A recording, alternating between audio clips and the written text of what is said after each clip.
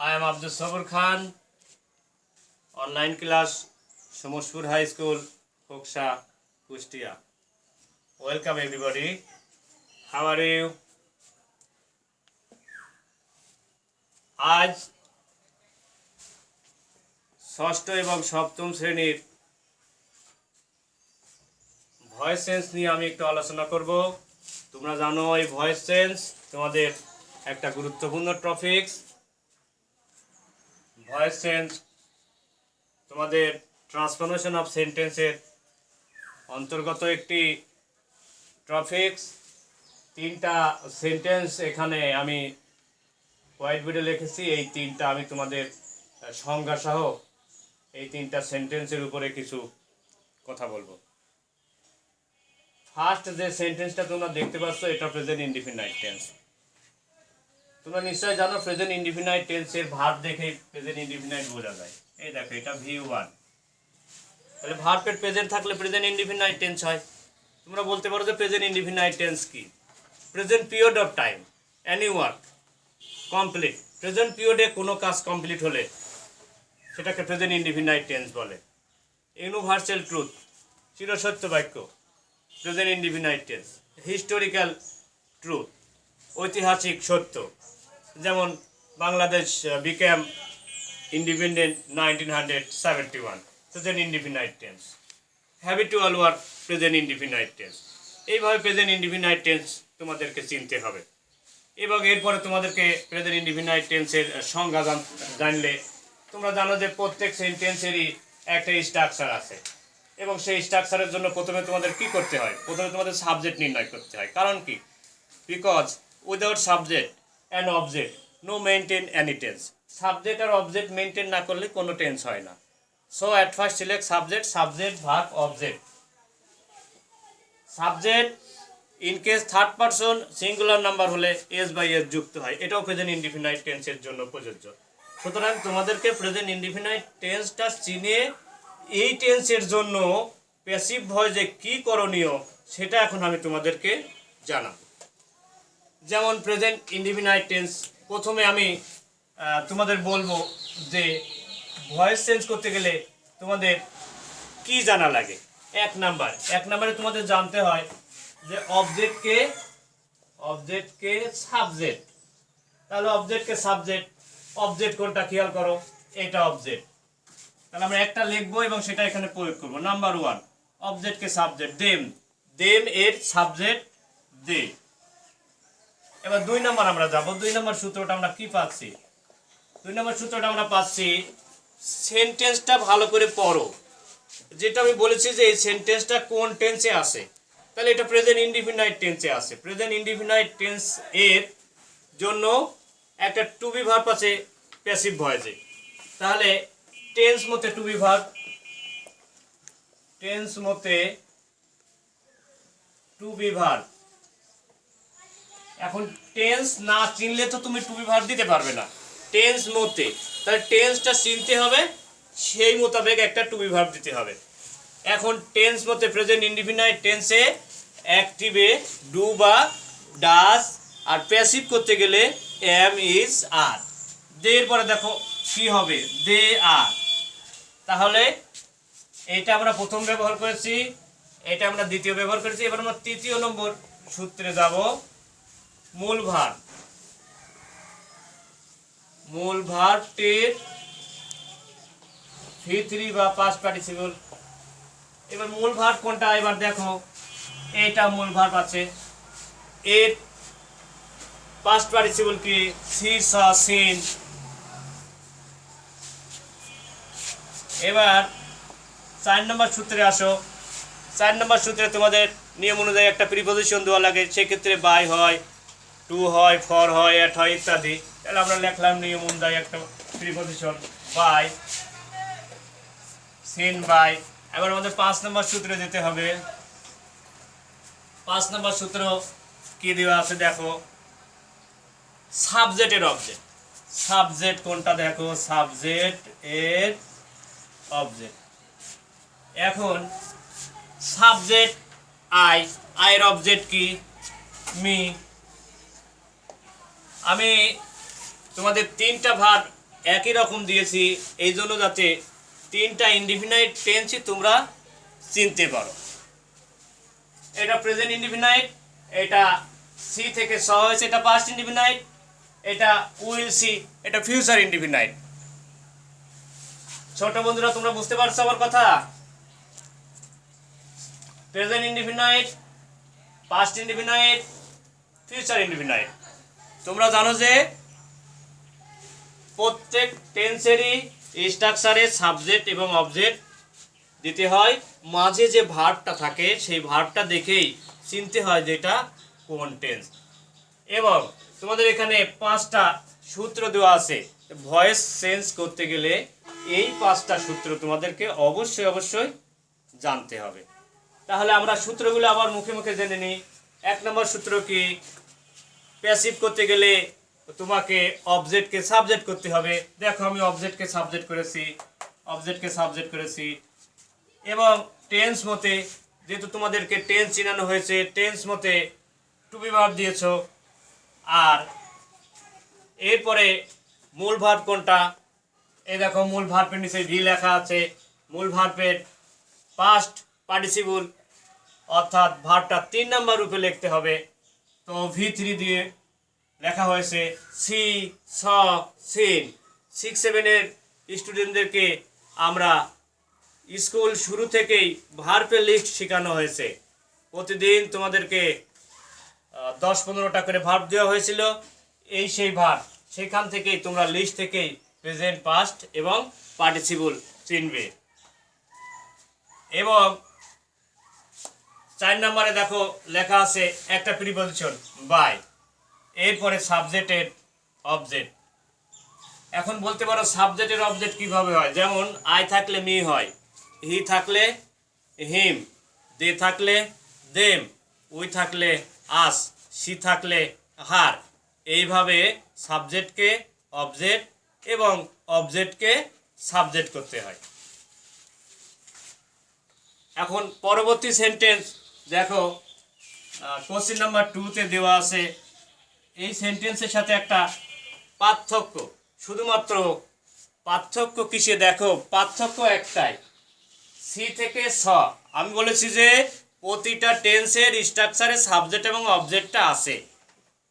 কারণ কি? আমরা জানি যে we know that without subject no maintain any tense, not only tense, most of sentence structure subject and object and verb. সেই কথাই যদি তোমাদেরকে বলি তাহলে নিশ্চয়ই তোমরা বুঝতে পারছো যে সাবজেক্টের অবজেক্ট তো থাকবে। এখন ভার্বটা কি? সাবজেক্টের পরে যেটা, এই ভার্বটা তোমরা লক্ষ্য করবা এবং ভার্বটা কিভাবে আসে। আমি আগে বলেছি আজকে তোমাদের সাথে আলোচনা হচ্ছে 3টা ইনডিফিনাইট টেন্স নিয়ে, প্রেজেন্ট ইনডিফিনাইট, পাস্ট ইনডিফিনাইট এবং ফিউচার ইনডিফিনাইট। তো এই 3 ইনডিফিনাইট নিয়ে যখন আলোচনা হচ্ছে, সুতরাং তোমরা দেখতে পাচ্ছ 3টা উদাহরণ, এই 3টা দিয়েই তোমাদেরকে এখন বোঝানো হবে। আবার দেখো আমি তেমন কোনো পার্থক্য দিই নাই, যাতে তোমরা ছোট সোনামণিরা তোমরা বুঝতে পারো যে এই সেন্টেন্সের পার্থক্য খুব একটা বেশি না। প্রথমটা যদি বোঝো এটাও তোমরা নিশ্চয় বুঝতে পারবে। প্রথম সেন্টেন্সে দেখো দেওয়া ছিল প্রেজেন্ট ইনডিফিনাইট টেন্স, এটা সি থেকে স হয়েছে, এটা পাস্ট ইনডিফিনাইট টেন্স। তাহলে আমরা পাস্ট ইনডিফিনাইট টেন্সের আমাদের পার্থক্য কি হবে? শুধুমাত্র মনে রাখতে হবে যে পাস্ট ইনডিফিনাইট টেন্সে প্যাসিভ করার জন্য টু বি ভার্ব কি হয়। পাস্ট ইনডিফিনাইট টেন্সে অ্যাক্টিভে টু বি ভার্ব কি, প্যাসিভে টু বি ভার্ব কি। অ্যাক্টিভ যদি করতে হয় তাহলে আমরা সেটাকে বলবো যে ডিড, এবং প্যাসিভ করতে গেলে ওয়াজ এবং ওয়ার। এই দুটো বিষয় তোমাদের যদি একটু মনে থাকে তাহলে তোমরা এই পাস্ট ইনডিফিনাইট টেন্সকে তোমরা প্যাসিভ করতে পারবা। আসলে পাস্ট পিরিয়ডে যে কাজগুলো হয়, অতীতকাল, অতীতে যে কাজগুলো হয় সেটা পাস্ট টেন্স। তাহলে আমরা সেন্টেন্সটা একটু পরিবর্তন করে দেখাই। অ্যান্সার দেম, দেমের জন্য আমরা কি লিখব? এটা কোথা থেকে পেলাম? এটা অবজেক্টকে সাবজেক্ট করলাম, অবজেক্টকে সাবজেক্ট। আবার শোনো, অবজেক্টকে সাবজেক্ট। এবার 2 নম্বরে কি লেখা আছে? টেন্স মতে টু বি ভার্ব। কি লেখা আছে? টেন্স মতে টু বি ভার্ব। এখন বারবার বলছি টেন্স মতে, টেন্স না চিনলে কিন্তু সেই মতটা খুঁজে পাওয়া যাবে না। এটা কোন টেন্স সেটা তোমাকেই চিনতে হবে, এবং এর জন্য যে সাহায্য সহযোগিতা দরকার সেটা আমি করছি। তাহলে ভাব দেখেই তোমরা টেন্স চিনতে পারো। সি থেকে তোমরা স পেয়েছো, সি থেকে কি পেয়েছো? স পেয়েছো। সুতরাং এটা পাস্ট ইনডিফিনাইট টেন্স। একটু আগেও আমি বলেছি যে আমি আজকে তোমাদের সামনে কথা বলছি তিনটা টেন্স নিয়ে, প্রেজেন্ট ইনডিফিনাইট, পাস্ট ইনডিফিনাইট এবং ফিউচার ইনডিফিনাইট। এই তিনটা সেন্টেন্সকে প্যাসিভ করা হবে, এর বাইরে কোনো প্যাসিভ না।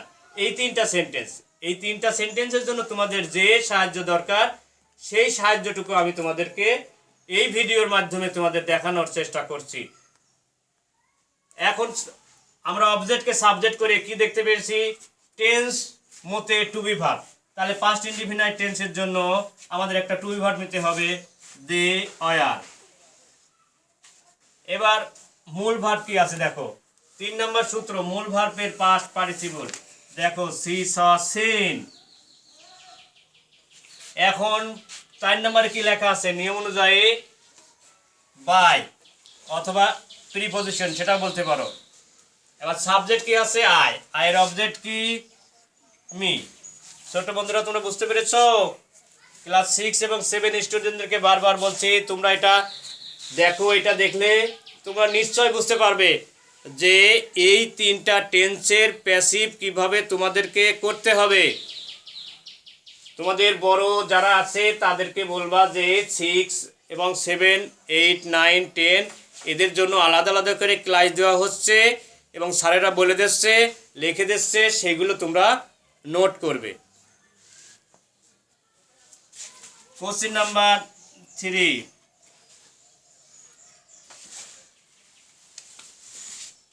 I will see them। তাহলে এই সেন্টেন্সটা উইল সি দেখে তোমাকে বুঝতে হবে যে এটা কোন টেন্স আছে, কারণ এই সেন্টেন্সের সাবজেক্ট আছে, এটা অবজেক্ট আছে। সকল সেন্টেন্সেই থাকে, সকল টেন্সেই থাকে, কিন্তু তোমাদের যে ভার্বের যে পরিবর্তন, এই পরিবর্তন দেখে তোমাদেরকে বুঝতে হবে এর নাম কি। তাহলে এটা ফিউচার ইনডিফিনাইট টেন্স। প্রথমে সাবজেক্টকে অবজেক্ট করো, দে। তোমরা জানো ফিউচার ইনডিফিনাইট টেন্সে উইল, যখন তুমি এটাকে প্যাসিভ করতে যাও তোমাকে লিখতে হবে উইল বি। কি লিখতে হবে? Will be, will be. Will বির পরে তুমি খেয়াল করো মূল ভার্ব কোনটা? মূল ভার্ব এটা। তাহলে মূল ভার্বকে কি করতে হবে? প্যাসিভ ভয়েস হলেই মূল ভার্বটিকে সর্বদাই তোমরা মনে রাখবা পাস্ট পার্টিসিপল হয়ে থাকে। তাহলে সির পাস্ট পার্টিসিপল এখানে দেখানো হয়েছে, সি স সিন।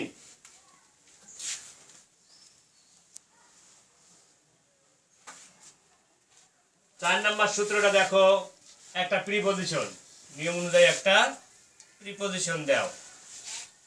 এবার তোমরা চলে এসো 5 নম্বরে কি বলেছি? 5 নম্বরে বলেছি সাবজেক্টের দিকে তাকাও। সাবজেক্ট কি আছে? সাবজেক্ট আছে হচ্ছে আই।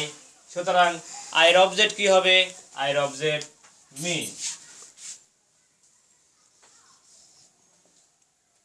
তোমরা লক্ষ্য করলে তিনটা ইনডিফিনাইট অর্থাৎ প্রেজেন্ট ইনডিফিনাইট, পাস্ট ইনডিফিনাইট এবং ফিউচার ইনডিফিনাইট টেন্সকে কি করে প্যাসিভ করতে হয়, অর্থাৎ অ্যাক্টিভ থেকে প্যাসিভ।